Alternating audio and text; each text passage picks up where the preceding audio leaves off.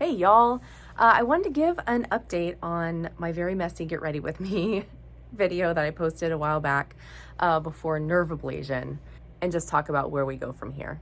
It's been about 6 or 7 weeks now since I had nerve ablation to address the nerve pain that I've been experiencing for the last over 2 years since my accident. The doctor said it'd be right around this time where I would know the efficacy, I would just kind of know what life would be like going forward. And it worked. It worked. The nerve pain is basically gone, and I can actually feel my muscles now, which is absolutely incredible. The pain was just so intense all the time. It just kind of drowned everything out. Like, I couldn't feel my muscles when they would contract. It made it really hard to progress. It was just all I felt was pain, and it made me really nervous. And I think I talked about this in another video. Because I couldn't feel the muscles, I couldn't tell when they were fatiguing, and it made me really nervous to fall. But now I've started to ease back into training, and I am so excited. It's so amazing to be able to get back to it. There's just one thing, and that is everything feels different. Now that I can feel what's going on in my body, it's very apparent that things are still very out of whack. I can now feel how my body moves. I can feel how inefficient it is. It's standard procedure to see a physical therapist.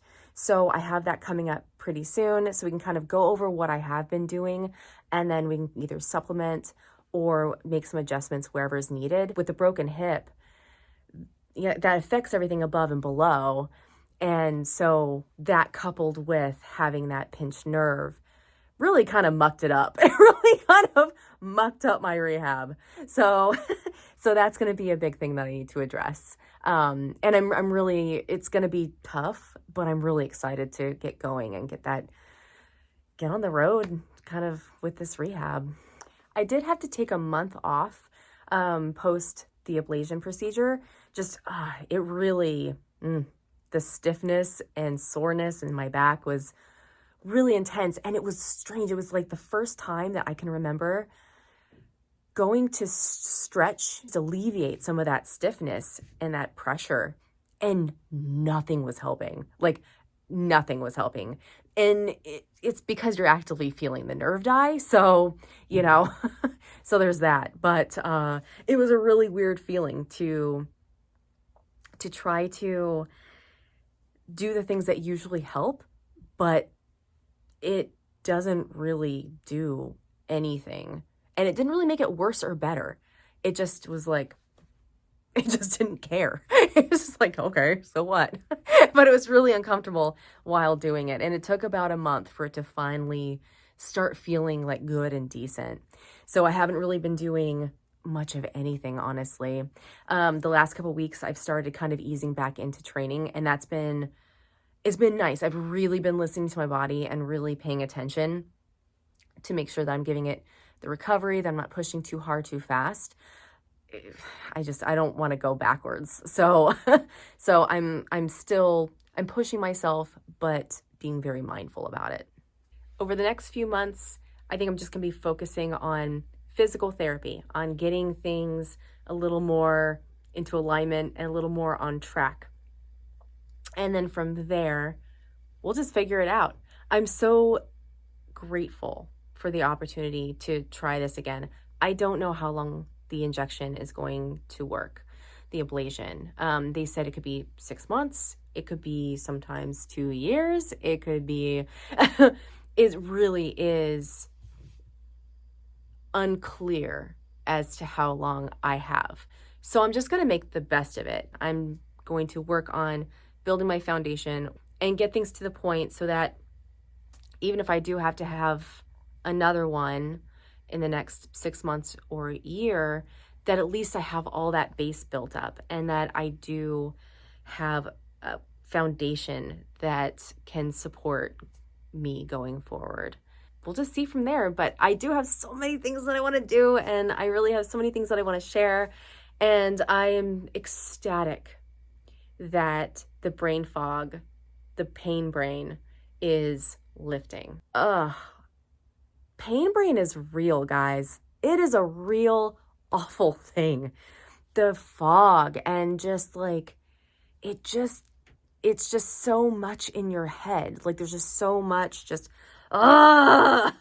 it's been hard to focus on anything. And so like this, like YouTube, for example, I actually really like creating content. I like going out and like shooting. So I have like all this footage that I haven't done anything with because I just could not get anything together.